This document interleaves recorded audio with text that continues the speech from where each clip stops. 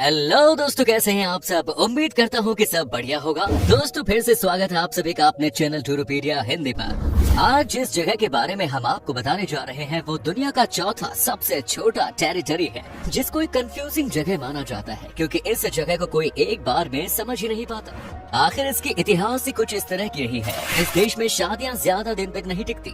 साथ ही इस टेरिटरी से जुड़ी कई ऐसी चीजें हैं जो आपको कहीं और देखने को नहीं मिलेगी। जैसे जब यहाँ से कोई प्लेन गुजरता है तो सबसे पहले इस जगह की सड़कों को बंद कर दिया जाता है। एक ऐसा देश जहाँ के टनल्स सड़कों से ज्यादा बड़े हैं। यहाँ सट्टे की बाजी लगाना एक बड़ा बिजनेस है और इस देश के फोन बॉक्स और पोस्ट बॉक्स लाल रंग के होते हैं। कहा जाता है ये जगह निएंडरथल पूर्वजों की आखिरी जगह थी और उन्होंने यही दम तोड़ा था। इसके अलावा यहाँ टैक्स ना के बराबर है, जिस वजह से ये देश टूरिज्म सेक्टर पर सबसे ज्यादा निर्भर है। दोस्तों आज हम बात करने वाले हैं खूबसूरत देश जिब्राल्टर की। तो दोस्तों देर किस बात की, अपने सीट बेल्ट बांध लीजिए और निकलते हैं जिब्राल्टर की एक शानदार सफर पर। दोस्तों जिब्राल्टर को एक कंफ्यूजिंग जगह माना जाता है। इस जगह के बारे में लोग जितना जानने की कोशिश करते हैं उतना कंफ्यूज होते हैं।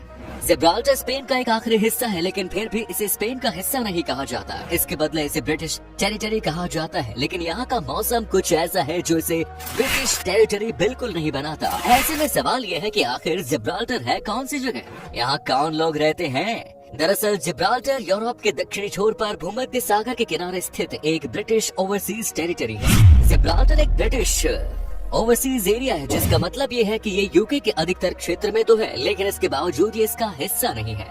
जिब्राल्टर हाईएस्ट डेंसिटी के मामले में 5वें स्थान पर है। जिब्राल्टर लगभग 33,000 निवासियों का घर है जो खुद को यूके का हिस्सा कहने पर गर्व करते हैं।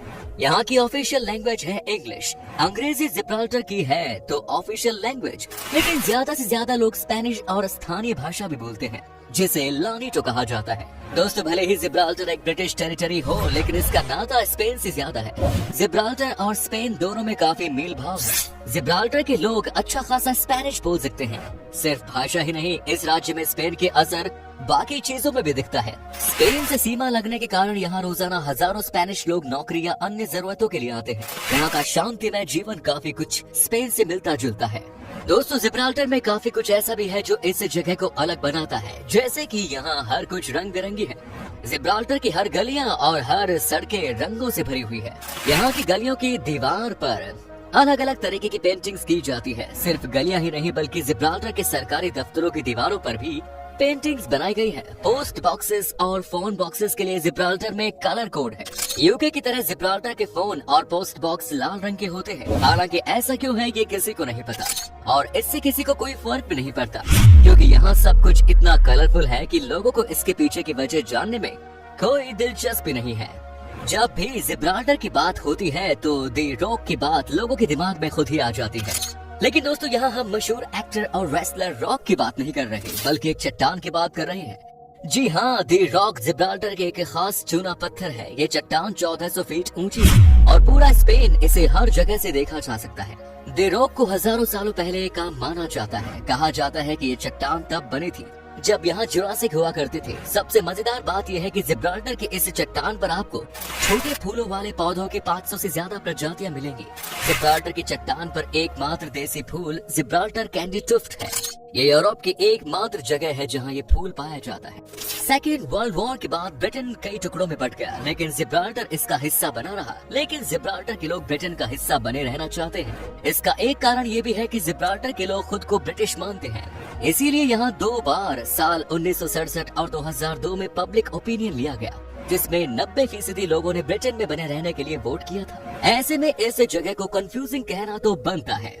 जिब्राल्टर से जुड़ा एक मजेदार बात यह है कि यहाँ सड़कों से ज्यादा सुरंगें यानी कि टनल है। आपको जानकर यकीन नहीं होगा कि जिब्राल्टर में 50 किलोमीटर से ज्यादा लंबी सुरंगें हैं।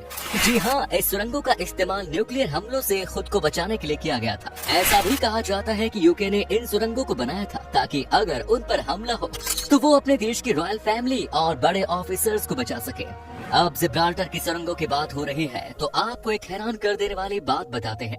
वो ये कि इस टेरिटरी में एक ऐसा सुरंग है जो कि खुद बनी है, यानी इस सुरंग को किसी इंसान ने नहीं बनाया। इस सुरंग को सेंट माइकल केव के नाम से जाना जाता है। इस सुरंग को लेकर कई बार अफवाह भी उड़ी है कि कुछ लोग इस सुरंग में जाने के बाद आज तक कभी वापस नहीं लौटे। दोस्तों, अगर आप भारत में रहते हैं तो आपने ये जरूर देखा होगा कि जिस जगह से देश के प्रधानमंत्री या राष्ट्रपति गुजरता है तो उस रास्ते को कुछ देर के लिए बंद कर दिया जाता है। जिब्राल्टर में भी ऐसा कुछ देखने को मिलता है, लेकिन यहाँ प्लेन लैंड होने पर सड़कों को बंद कर दिया जाता है। जी हाँ, सही सुना आपने। जिब्राल्टर की सड़क पर हर बार हवाई अड्डे पर एक विमान के उतरने पर बंद हो जाती है, क्योंकि यहाँ की सड़क ही रनवे है। आपको बता दें कि जिब्राल्टर की सड़क सिर्फ 50 किलोमीटर ही लंबी है और लोग जिब्राल्टर से स्पेन पैदल ही चले जाते हैं। 50 किलोमीटर तक की सड़क होने के बावजूद जिब्राल्टर में वर्ल्ड क्लास सड़क और जिसके कारण यहाँ हर किसी के पास कार है। लोगों से ज्यादा आपको यहाँ कार देखने को मिलेगी। दोस्तों, अगर आप कभी जिब्राल्टर जाएं तो यहाँ गाड़ी हमेशा राइट साइड में ही रखें, क्योंकि स्पेन की तरह जिब्राल्टर में भी राइट साइड में गाड़ी चलाने की अनुमति दी गई है। जिब्राल्टर में शादी को लेकर एक कानून है कि यहाँ कोई भी सिर्फ एक दिन के नोटिस के साथ शादी कर सकता है और इसे दुनिया भर में मान्यता दी जाएगी। अगर आपका भी भाग कर शादी करने का प्लान है तो जिब्राल्टर आपके लिए सबसे बेस्ट जगह है। अगर आप अगले दिन जिब्राल्टर पहुंच जाएं तो अपने कागजात जमा कर दे तो आप अगले दिन शादी कर सकते हैं। यही वजह रही है कि जिब्राल्टर कई बड़े सेलिब्रिटीज के लिए मशहूर रहा है। सीन कॉन्ड्री की शादी जिब्राल्टर में 2 बार हुई है और यहीं जॉन लेनन और योको ओनो ने भी शादी के बंधन में बंधे थे। जल्दी शादी करने वाले कपल्स के लिए इससे बेहतर जगह और क्या हो सकती है।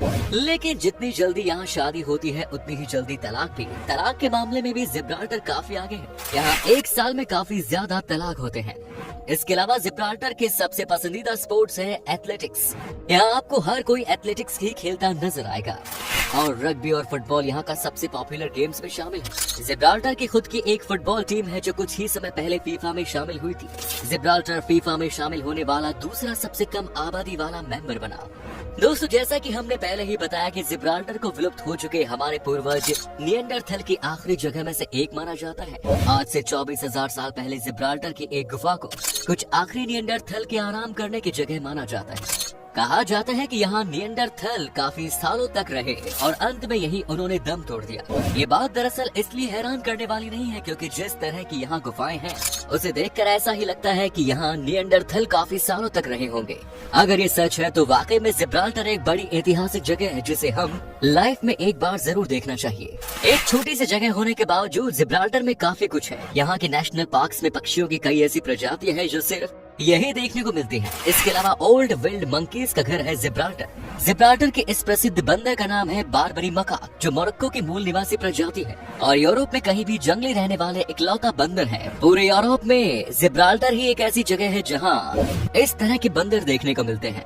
साइंटिस्ट्स का मानना है कि जिब्राल्टर में ये बंदर पहले बार 14वीं सदी में आए थे। ये वाइल्ड मंकीज जिब्राल्टर की शान माने जाते हैं, जिस वजह से यहाँ रहने वाले लोग इनका खास तौर पर बहुत ध्यान रखते हैं। जिब्राल्टर जाने के बाद इन बंदरों को देखना मतलब इस जगह का फुल पैसा वसूल करना।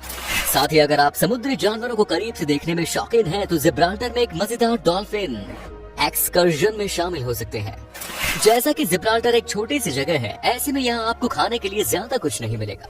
यहाँ की नेशनल डिश कैलेंटीटा को माना जाता है। एक सादा भोजन है जो पके हुए पैनकेक की तरह दिखता है। इसे बेसन, पानी, जैतून का तेल, नमक और काली मिर्च से बनाया जाता है। भले ही ये डिश आपको थोड़ी सिंपल लगे, लेकिन यहाँ के लोग इसे खाना सबसे ज्यादा पसंद करते हैं। सिर्फ जिब्राल्टर में ही नहीं बल्कि कैलेंटीटा स्पेन में भी काफी पॉपुलर है।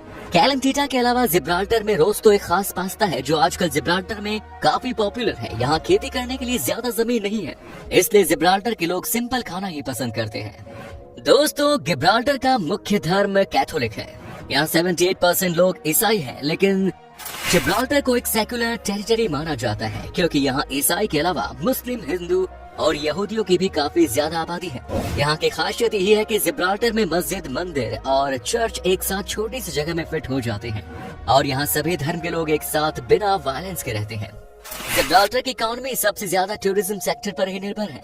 आज ये देश टूरिज्म के मामले में कई उपलब्धियां हासिल कर चुका है। 2006 और 2018 के बीच इस टेरिटरी में पर्यटकों के आगमन की संख्या में 34% से ज्यादा की तेजी देखने को मिली। 2018 के बाद से अभी तक लगभग यहाँ 12 मिलियन लोग घूमने आ चुके हैं। इसके साथ ही ऑनलाइन जुए, वित्तीय सेवाओं और कार्गो शिप रिटेलिंग सेवाओं इन पर ही डिपेंड करता है। इसका सबसे बड़ा कारण है यहाँ का टैक्स सिस्टम। दरअसल जिब्राल्टर में टैक्स काफी कम है, कुछ चीजों पर तो यहाँ टैक्स बिल्कुल भी नहीं है। इसी वजह से लोग यहाँ घूमने आना पसंद करते हैं और फॉरेन इन्वेस्टमेंट भी यहाँ सबसे ज्यादा होती है। अगर आप लोग कभी भी जिब्राल्टर जाएं तो वहाँ शॉपिंग करना बिल्कुल न भूलें, क्योंकि जितनी सस्ती सामान यहाँ मिलती है वो पूरे स्पेन में भी कभी नहीं मिलती। टैक्स में कमी होने के कारण जिब्राल्टर गैम्बलिंग करने वाले लोगों की पसंदीदा जगह बनी हुई है। दुनिया के पॉपुलर गैम्बलिंग ब्रांड्स यही हैं। विलियम हिल और लैडब्रॉक्स जैसे ऑनलाइन गैम्बलिंग ब्रांड्स आज जिब्राल्टर से पूरे बिजनेस को बड़े आराम से संभाल रहे हैं। अब बात करते हैं जिब्राल्टर का वीजा प्रोसेस और इस देश में घूमने के लिए आपको कितने पैसे खर्च करने पड़ेंगे। अगर आपके पास सारे डॉक्यूमेंट्स मौजूद हैं तो आपको जिब्राल्टर का वीजा लगभग 4 हफ्ते के अंदर मिल जाएगा।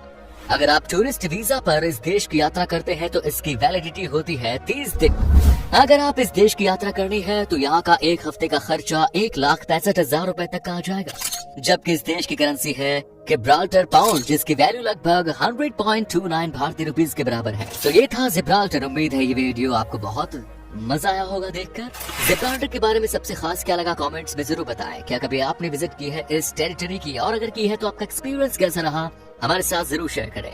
उम्मीद है ये वीडियो आपको पसंद आया होगा। अगर आए तो लाइक कीजिए, शेयर कीजिए, कमेंट्स कीजिए। धन्यवाद।